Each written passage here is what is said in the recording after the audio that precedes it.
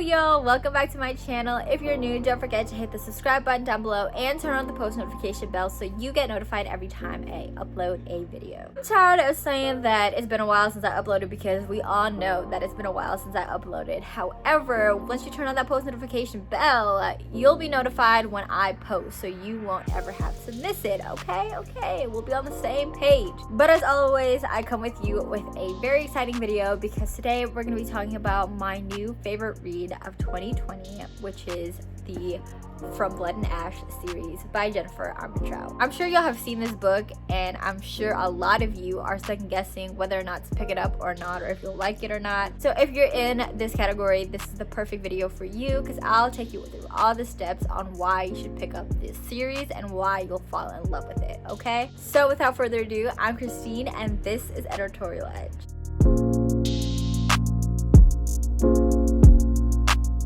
Alright y'all, let me start with the whole backstory on why I even picked up this book in the first place, because before last month I didn't even know that this book existed. Okay, I never heard of Jennifer, I never heard about none of her books, and I know she's a common writer and many people may have actually heard of her books because she writes a lot, but I never have. But Jaleesa, if you don't know who Jaleesa is, I'll link her channel down below because that is my good sis, okay? She recommended that I read this book because it basically has all the creatures that I love reading about. This series is a paranormal romance slash fantasy, and y'all know that I'm all about that. Plus the fact that it's a series and a thick book, all the things that I love to read about, okay? And if y'all aren't already convinced, and if that isn't reason to convince y'all to pick up this book, because after that I was sold immediately, okay? This book literally took me 12 hours to read. Y'all are probably gonna be like, what, how? Because it's a thick book, okay? But Jaleesa told me about this book when I was already knee deep in a TBR. She was like, no, Christine, put everything down, read this book, you're gonna love it. So, being me, the stubborn reader that needs to read things so quickly, I picked up this book as an ebook and literally read it during our sprint that started at 10 p.m. And I did not stop reading from 10 p.m. till 4 a.m. in that same sprint meeting. Went to sleep. No, I'm not even gonna say went to sleep because I took a 3-hour nap after that, woke up, and then finish the book. That's how glued I was to this story and to the plot, and I regret nothing. And then when she said that book 2 was gonna come out in September, I was like, okay, I'm convinced I need to read this book now. Well, fast forward to now, and here we are with From Blood and Ash, book 1 of the series, and book 2, A Kingdom of Flesh and Fire, which has now become my all-time favorite book ever. Okay, and that's saying a lot, y'all, because y'all know I read a lot of books. Ever. Favorite book ever, okay? Because it's just everything that I want in a book. I'm literally designing a tattoo based off this book right now. So if that doesn't convince y'all, I don't know what does. But I know y'all need the logistics and the analysis, so let me get into that, okay? Like I already said, For Blood and Ash, the series is described as a fantasy slash paranormal romance because it follows the story of the main character, Poppy, and her love interest, Hawk, as they embark on this new journey in the middle of a war amongst different creatures that exist. Poppy is the protagonist of this story. She's also known as the maiden in her little kingdom because she is apparently the chosen one to be ascended to the gods in order to display and live out her life as being the one that is worthy of God and saving and continuing the society as they know it. But with the title of being the maiden, Poppy has lived a life of isolation where she has to even wear a veil over her head because she can't be seen by anyone, she can't be touched by anyone. She basically lives in solitary confinement, and everything around her is guarded and not open to her. Poppy in this story also has a really troubled and very difficult life and experience, and that brings me to some trigger warnings in this book, in that Poppy does go through a series of events of abuse. So if that is triggering to anyone, please be mindful of that. Not as intense, but the mention and discussion of that is still apparent in this story. Poppy lives her lives being watched over by a number of guards and having people always deny her things because she is the maiden, she is the chosen one. She's not to be disrupted in this mission of representing or being worthy of the gods. She's basically lonely. Now I'm going to stop right there because that's basically the main gist of Poppy character, especially in From Blood and Ash. In this book, there are creatures that I've already talked about, and they're named different things. Essentially, this book centers around the conversation and the featuring of vampires, werewolves, and kind of that lot in the paranormal world. They're just named different things for the sake of the story. As always, when there's one kingdom that's thriving, there's also one that's now been turned to blood and ash. So here is where enters Hawke, the love interest. And honestly, before I say anything else, if y'all love a good romance, specifically a really good, well thought out male love interest, Hawke, y'all, he is on a whole different level, okay? I promise you, no one who I know has read this book does not like Hawke. There's one person that I know, I'm pretty sure she's gonna be watching this video, but she rated this book a 2, okay? But she even liked Hawke. So if for nothing else I say in this video, read the book because of Hawke. So Hawke enters the story and Poppy is introduced to him as someone who has been a well-trained guard in the kingdom. He's a really good soldier and fighter, but now he has been tasked with being the personal guard to Poppy and watch over the maiden. And like every good budding romance, there's fights between them, there's tension, there's desire, but also there's something bigger than the two of them. Like I said, this book is set during a time when there is utter catastrophe because there's one kingdom where Poppy is living in that is thriving off of the neglect and oppression of another kingdom. And prior to even meeting Hawke, Poppy already was second guessing what her role meant in this world, the kingdom, and why it was so important to the royal palace, the kingdom, the lords and ladies that are running this place, that she was the chosen one and that she had to go onto this destined route where the gods chose her for this role. However, when she meets Hawke, everything kind of goes 100, okay? She's questioning everything that she's ever thought of, and Hawke is proposing a lot of different things that she never even thought about. Remember, Poppy is so sheltered. Everything that she's been fed has been by the royal palace, the stories from lords and ladies, dukes and duchesses that are running the hierarchy that exists in this society. So there's no room for her to really even imagine a life that isn't already the one that's set for her. But Hawke, being a trained guard and having the freedom to roam around, whatever have you, he comes in and basically turns her life around because he's like, you don't know nothing about what's going on in the world.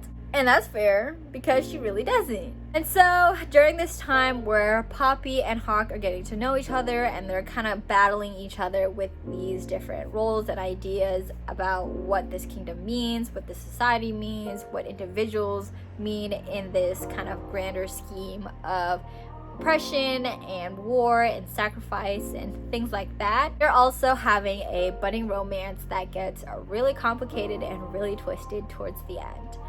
That's all I'm gonna say about how this story ends, because I can't wait for y'all to read this and finish From Blood and Ash and be like, what?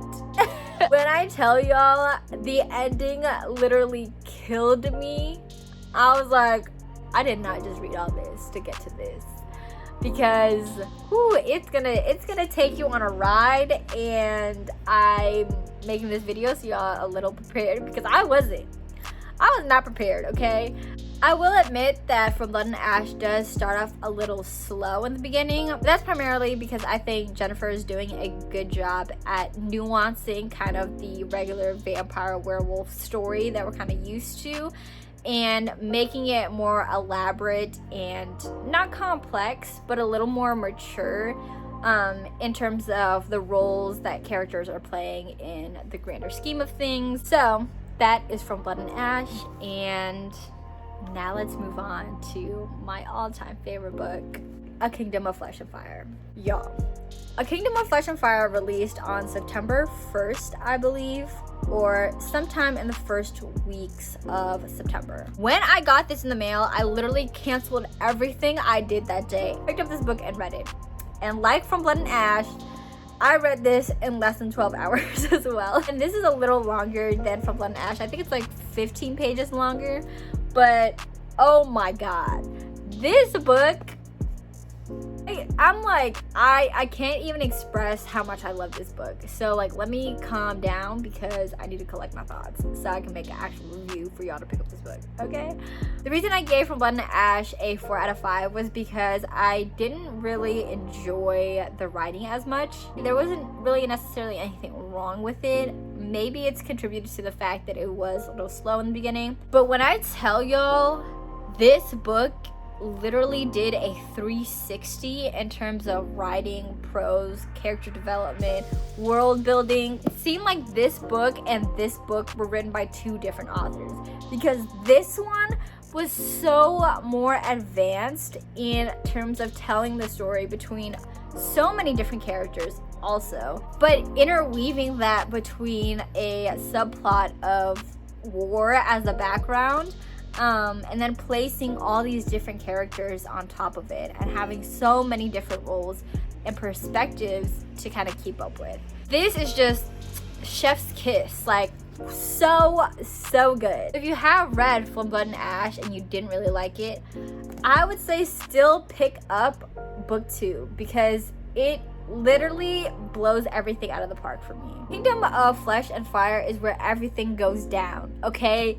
Literally everything that was set up from book 1 gets explained and thoroughly crumbles in book 2. I don't want to spoil anything, especially because I just talked about book 1, but basically book 2 is still following Poppy and Hawk. I would say that this more so has a very big backdrop of war and tension, so if that is something that you look forward to in books, then you would really like the plot in A Kingdom of Flesh and Fire, because there's way more battles, there's way more fighting, there's way more deaths, okay, there's head chopping.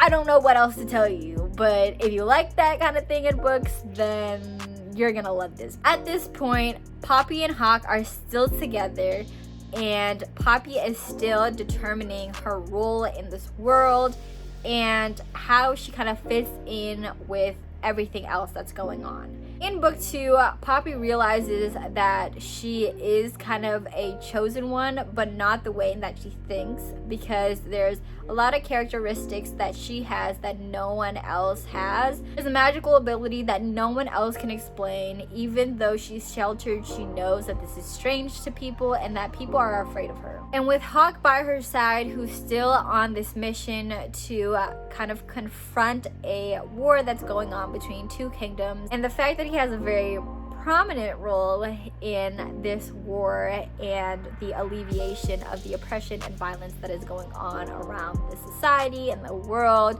due to the royal palace, he has a special place in determining the outcome of the situation and the outlook of a lot of people. If y'all catch my drift, then that's what I'm trying to say. If you don't, read the book, because I just don't want to spoil anything for y'all. However, with this major backdrop where Poppy is kind of contemplating and confused as to who she is and what role she plays, and with Hawk basically organizing a revolution to overthrow an entire government, their personal and romantic relationship is at tension at this point. And so it's a lot of back and forth and denials of each other, being with one another, what it means to be with one another, and it's a whole lot more. All I have to say is I definitely think that if you are to read A Kingdom of Flesh and Fire, you will be satisfied with the ending, but also unsatisfied in that you wish that there was more. Of course, the fact that I finished it the day it released and came out I have a lot of waiting to do, and I always do that to myself, but I have been thinking about this book for so long. I read this the first week of September. It's been a while, and this book still catches my attention. I still find myself gravitating towards it because I have fallen so in love with the story and with the characters and with the world that I just cannot imagine myself not reading or recommending this book. And I hope y'all have watched me long enough to know that I will not make an entire book review video if I didn't truly believe that there is an audience that will absolutely love this story and the characters and bring in different aspects that different readers like into one book. I think this book is so good, so well versed, and does exactly what I want as a reader and also as a writer myself, appreciating the fact that this plot was so well written, the characters were so developed, and just the prose that Jennifer has. It completely blows any book I've read this year out of the water. So I've literally poured my heart out into this review and told y'all everything that I love about this book and about this series, and I just can't wait for more, and I can't wait for you all to read it because it's absolutely amazing. Now, I'm also gonna do a little snippet here as to who I think will really enjoy this book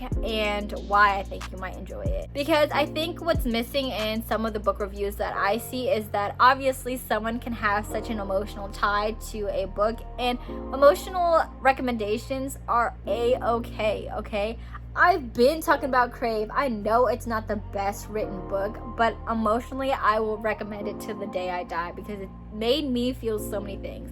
But anyways, let me get to the logistics of why I highly recommend From Blood and Ash and A Kingdom of Flesh and Fire. In terms of writing, this book is really clear and easy to read. The only thing that's difficult about this book, primarily speaking to people who don't typically read fantasy, is that it does have some world building and some names of creatures that are named differently from vampires and werewolves. But hopefully if you watch this video and you read this, you'll kind of get the gist of who is a vampire, who's a werewolf, and who's not, and who the other creatures are, okay? It's not high fantasy. It's very kind of clear and direct, and then this is a world filled with creatures that exist, and there are hierarchies and kingdoms that are at play here. Just thinking of it like this society, right? There are countries that are at war with each other, there are hierarchies within these countries, and they all have internal battles as well as external battles that kind of coalesce within the world. So if you're really plot driven, I would say that From Blood and Ash may not have a lot of plot driven actions. It still has a lot, way more than like a paranormal romance typically has, but I would say there's a lot more plot driven aspects and things to look forward to in A Kingdom of Flesh and Fire, specifically because not all the actions that are happening in this book are just based off of the romance between Hawke and Poppy. But let's go into the romance. Throughout the whole series, since I've read book 2, I would say that the romance between Hawke and Poppy is described as a friends to lovers to enemies to friends to lovers. So if you're ready to be on that ride and that journey with them, I would highly recommend this book because I think this book does a really good job in highlighting a lot of realities of what a relationship and a romance entails, because not only are decisions made between them, but there are outside factors that are affecting the relationship and the decisions that they come to. Now, the world. I think the world is much more well done in A Kingdom of Flesh and Fire, and I think that's usually what happens with book 2s of series. It just obviously gets better as the writer gets more comfortable with the world that they set, and the writing gets better. But like I said, it's not high fantasy, it's not hard to keep up with, and I think there's a lot of nuance and a lot of the ways that these kind of kingdoms are set apart and how there are differences between the two kingdoms. Then there's also similarities. I really appreciate when books have that kind of place where there's like a good kingdom and a bad kingdom, but the author kind of takes time to show that there's kind of a gray area between the two, and that there are similarities in both the ways the world is ran by these kingdoms. Again, very good. All in all, I think the series does a little bit of everything for all types of readers out there, regardless of whether or not you just love contemporary romance or high fantasy, or if you're a plot-driven reader or a character-driven reader. I think this series has every little thing in there for you to fit a number of different audiences and readers out there. Coupled with the fact that it has incredible writing, I think this is a book that you should really pick up, or at least consider picking up the first book. And seriously, if you do not like the first book, still try to give the second book a read, because I'm telling you, difference in the level of elevation and advancement in her writing and the characters in the world and all of that is astronomical, in that it is almost too perfect. I feel like I'm imagining how much I love this book, but no, I go back every time and reread chapters and scenes, and I fall in love with it all over again. And if all of this isn't reason enough, I mean, if you don't follow me on Twitter, link in the description, but my entire Twitter name is literally Christine Stands a Kingdom of Flesh and Fire, okay?